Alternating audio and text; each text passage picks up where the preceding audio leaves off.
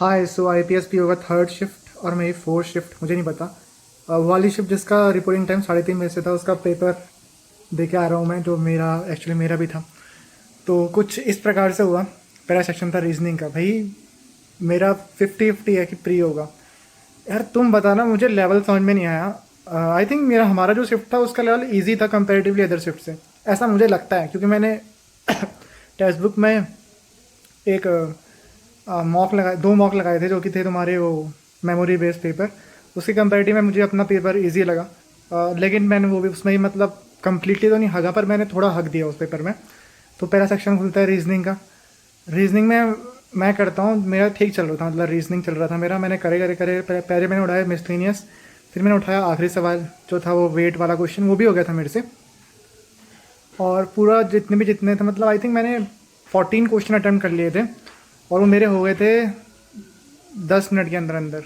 11 minute या 10 minute, 9-10 minute में मतलब सारे हो गए थे मेरे, बचे 10 मिनट थे मेरे। फिर मैंने एक पजल उठाई जो कि तुम्हारी वो डब्बे वाली पजल, 6 लोग बैठे हैं और डिफरेंट कलर के बॉक्स में के साथ बैठे हैं। मैंने वो उठाया, मेरी बन गई थी पजल, को 4 मिनट में बन गई थी मेरी। थोड़ा ज़्यादा टाइम लग गया था। एक्चुअली प्रॉब्लम ये हुई कि मैंने उस पजल को 2 बार चेक किया, वरना मेरी बहुत जल्दी बन गई थी। एक्चुअली मेरी वो बन गई थी तुम्हारी 2.5 से 3 मिनट में बन गई थी पजल। 2.5 मिनट नहीं बन गई थी आई थिंक, 2.5 से 3 मिनट में, 2.5 मिनट में 3 मिनट में। पर मुझे उसमें कुछ गलती लग रही थी अपनी पजल में। मैंने जब मैंने पहला क्वेश्चन पढ़ा, वो ऑड वन आउट का क्वेश्चन था, तब मुझे पैटर्न मिला नहीं, तो मैंने दोबारा चेक करी पजल। तो उस चक्कर से मेरा टाइम ज़्यादा खर्च हो गया था उसमें, मतलब मैं 4 मिनट लग गए थे। लेकिन उसके बाद भी मेरी अब पहला क्वेश्चन करने के बाद, हाँ, जो मैंने मिसलिनियस करे थे वो मैंने मिसलिनियस प्लस वो वेट वाला क्वेश्चन आई थिंक 9 मिनट में कर लेते पूरे, 8 या 9 मिनट में।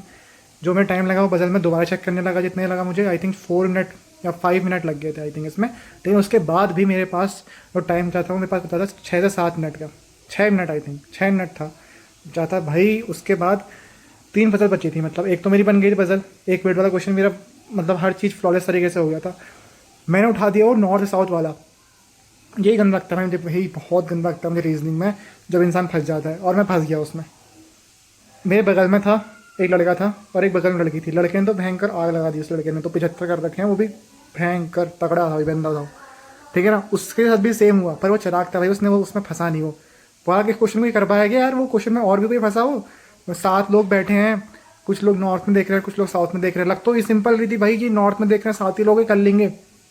पर जब माने बैठोगे ना तुम, भयंकर उसमें 4-5 केस बन जा रहे थे भाई। 2 केस तो मैं ही बनाए थे। उसके बाद भी जब बताऊँ क्यों फंसा मैं, भयंकर मैंने करने बैठा उसमें, मुझे लगा हो जाएगी करके। मैंने 2 केस लेके चला।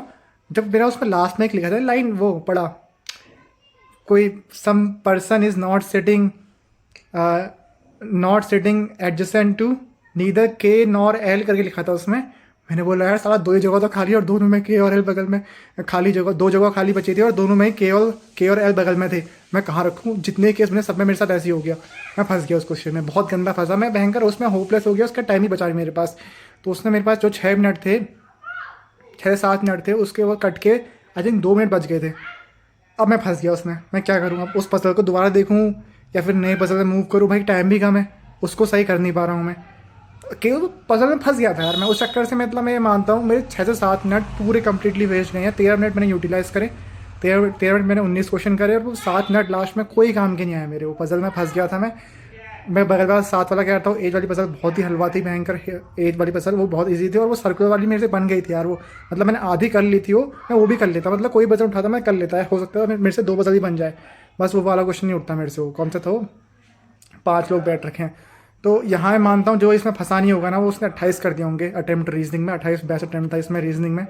24 तो मतलब मैं मानता हूँ हर कोई कर लेगा अगर कोई फंसा नहीं होगा पजल में। 19 क्योंकि मैंने कर रखे हैं, मुझे ईजी लगा था पेपर। अब बात करते हैं तुम्हारा। फिर मैं आया, फिर मेरा बताऊँ, एक तो हल्का मतलब कॉन्फिडेंस, मतलब पेपर पूरा ख़राब तो नहीं हुआ था, एक पजल तो बनी थी, लेकिन फिर भी मुझे लग रहा था मेरा पेपर रीजनिंग पर ख़राब किया है, बहुत ख़राब किया है, क्योंकि मुझे पेपर रीजनिंग का हल्का लगा था पेपर। पर मैं उसमें फंस गया उस पजल में, उस चक्कर से मेरा ख़राब हुआ। फिर बात करते हैं उसकी, क्या कहते हैं उसे, मैथ्स नहीं, इंग्लिश आई। इंग्लिश जितनी अच्छी आ सकती थी उतनी नहीं गई, पर फिर भी अच्छी गई, मतलब मैं कहता हूँ ठीक ठाक गई। 25 मैंने अटेंड कर रखे उसमें, रीजनिंग में 19 अटेम्प्ट हो पाए, 25 मैंने अटेंड कर रखे हैं इंग्लिश में। और मैंने 1 मार्क फॉर रिव्यू कर दिया था उसमें, 25 ही मानो, 1 मार्क फॉर रिव्यू किया उसमें। वो एक क्वेश्चन था, वो लेट इट गो करके एक ऑप्शन भी था उसमें। लेट इट गो आंसर है नहीं, मुझे नहीं पता। Let it go their rights या कुछ था, देयर लैंड्स समथिंग था कुछ, मतलब कुछ जमींदार थे, किसान वाला था। तो इसमें मैं 26 ही कर पाया, 4 मैंने छोड़ दिए एक्यूरेसी मेंटेन करने के लिए, वरना मैं घर पे आकर जो मॉक लगाता था उसलिए उसमें मैं मतलब मैं 28-29 कर लेता, लेकिन मैंने यहाँ पर छोड़े जानबूझ के। 2 क्वेश्चन तो मैंने उसके छोड़े आरसी के, उसमें से एक तो मुझे समझ में नहीं आया, सब तो सारा सिनोनिम लग रहे थे, वो छोड़ा। एक दूसरा मैंने एक और छोड़ा, 2 आरसी छोड़े और एक, हाँ मतलब 4 छोड़े मैंने क्वेश्चन, और 26 के इंग्लिश में ठीक ठाक रही, मतलब हाँ इंग्लिश में मुझे कोई दिक्कत नहीं है। मैथ्स मैथ्स भाई मुझे अपनी मैथ्स ईजी लगी टू बी ऑनेस्ट, क्योंकि मैंने ही 20 कर रखे हैं और मैं ज़्यादा कर लेता, लेकिन वही यहाँ भी दिक्कत, मेरा सेम दिक्कत हुआ क्या, मैंने उठाई, मैंने करने बैठा, मेरा क्या मतलब मेरी अर्थमेटिक से है तो मैं अर्थमेटिक भी उठा लेता हूँ बीच में। मैं करने बैठा और हाँ मतलब मैं थोड़ा ज़्यादा टाइम दे दिया हर पजल में, मतलब थोड़ा आराम आराम से कर रहा था, मतलब थोड़ा मतलब मैं थोड़ा डिले करते हुए करा मैंने पेपर। मेरे से बन गए तुम्हारे आई थिंक, हाँ आई थिंक जब मेरे 16 सवाल हो गए थे, उसके बाद मैंने उठाई केस लेट, नहीं 16 नहीं सॉरी 14 सवाल हो गए थे, मैंने उठाई केस लेट और बस टाइम था आई थिंक 8-9 मिनट, तो मैंने केस लेट उठाई rare then first D I. जो पहली डी आई थी ना वो सिंपल थी, मैंने नहीं उठाई वो डी आई, मैंने केस लेट उठाई, केस लेट ही मेरे से बन गई थी। तो मेरे लगभग 19 अटैम्प्ट हो गए थे, 19 से 20 अटैम्प्ट हो गए थे मेरे।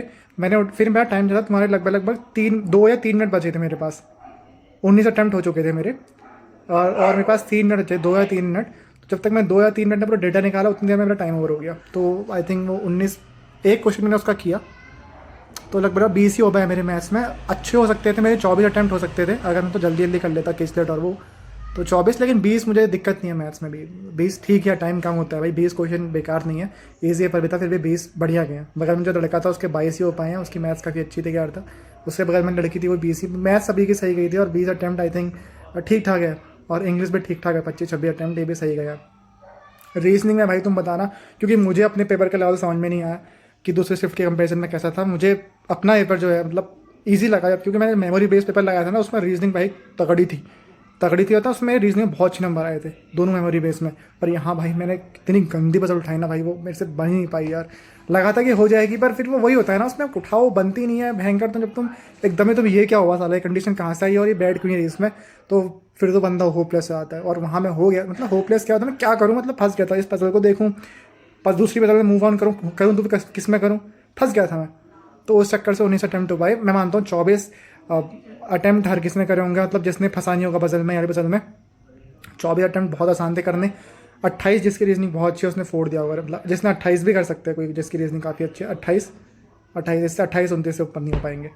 तो ये है मेरे 19 ही हो पाई, तो कोई चांस है फ्री का। तो 19 मेरे इसमें अटैम्प्ट है रीजनिंग में, मैथ्स में 19 से 20 मेरे मैथ्स में अटैम्प्ट है, और इंग्लिश में मेरे अटैम्प्ट है 25 या 25 और एक मार्क फॉर रिव्यू 26, लगभग 63-65 अटैम्प्ट है मेरे।